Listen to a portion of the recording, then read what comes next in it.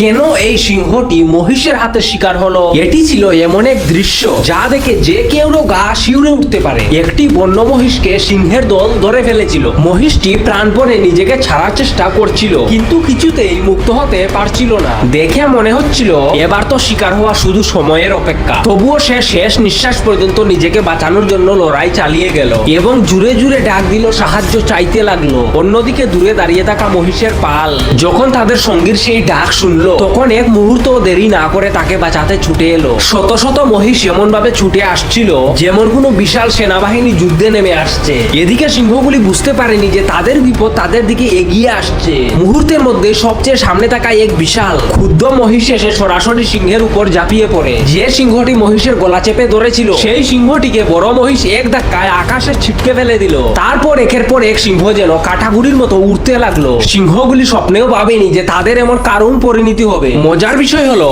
একটি সিংহ সুযোগ বুঝে সেখান থেকে পালিয়ে যাচ্ছিল, কিন্তু কয়েকটি মহিষ তার পিছু নেয় এবং শেষ পর্যন্ত তাকে ধরে ফেললো। তাই এই মহিষগুলি অসাধারণ।